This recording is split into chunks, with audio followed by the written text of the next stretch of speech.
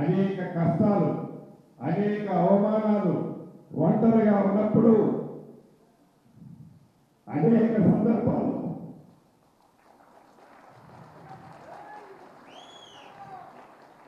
సందర్భాల్లో కన్నీరు నా కార్యకర్తలు, నా నాయకులు పెట్టుకున్నప్పుడు వారి ముందు నేను బాధపడితే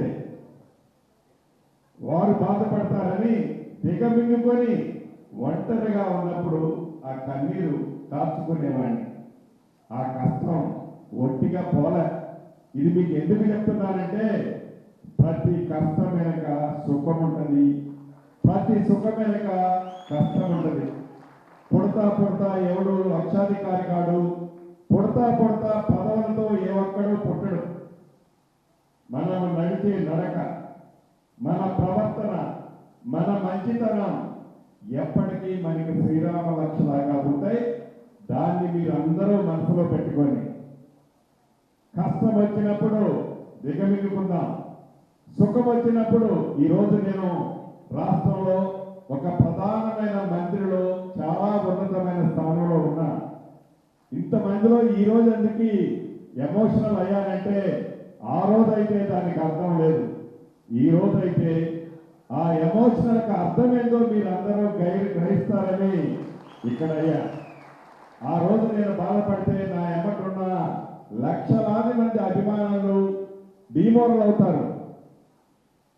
అందుకే ఆ రోజు ఎప్పుడూ కూడా నేను కన్ను ఇంత కూడా చెమ్మగిలనీలే.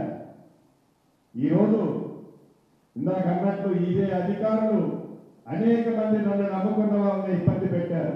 అక్కడ దాకా ఎందుకు, ఇదే కిరణ్ తమ్ముడు సత్తుపల్లిలో మిత్రులతో ఏదో నిరుద్యోగ యువతతో ఒక మంచి మీటింగ్ పెడితే ఆ మీటింగ్లో ఆనాడున్న అధికారులు వాళ్ళే ఇప్పుడున్నారు.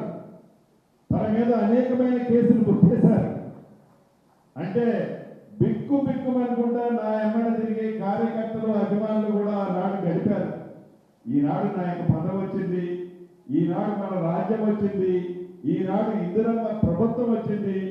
ఇందిరమ్మ ప్రభుత్వంలో స్వేచ్ఛమైన గాలి పీల్చుకుంటున్నాం. స్వేచ్ఛగా మనందరం, అరాచకత్వం ఉండదు, మనసుని నొప్పించేది ఉండదు, మంచి పరిపాలన, స్వేచ్ఛ. ప్రతి ఒక్క వ్యక్తి స్వచ్ఛందంగా మంత్రిని కానీ, ముఖ్యమంత్రి గారిని కానీ, అధికారులు కానీ చొరవగా పోయి వారి కష్టాలు చెప్పుకునే అవకాశం ఈనాడు ఉంది. అదే గడిచిన ప్రభుత్వంలో 10 సంవత్సరాలు అది లేదు. అది లేదు కాబట్టే మార్పు కావాలని ప్రజలు కోరుకున్నారు. కాబట్టే ఆ మార్పు తెచ్చే దాంట్లో మీ అందరి సహకారంతో నాలాంటి అనేక మంది నాయకుల కష్టాల ఫలితం మీ అందరి సహకారం. ఈనాడు తెలంగాణ రాష్ట్రంలో ఇందిరమ్మ రాజ్యం. ఈ ఇందిరమ్మ రాజ్యంలో మీకు ఇచ్చిన నా నిరుద్యోగ తమ్ముళ్ళకి ఇచ్చిన హామీలు 100కి 100% ఎన్ని కష్టాలు పడైనా ఈ ప్రభుత్వం మీ గుమ్మం ముందుకు తీసుకొస్తుందని మరొకసారి తెలుసుకుంటూ, ఇందాక ప్రొఫెసర్ గారు అడిగారు ఏదైతే యూనివర్సిటీలో పెట్టే ఇంటర్నేషనల్ కాన్ఫరెన్స్ కి తప్పకుండా వస్తాను ప్రొఫెసర్ గారు.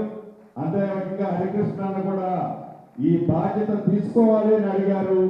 పోర్ట్ఫోలియో ఏదన్నది ఈ ప్రభుత్వం యొక్క లక్ష్యం కాదు.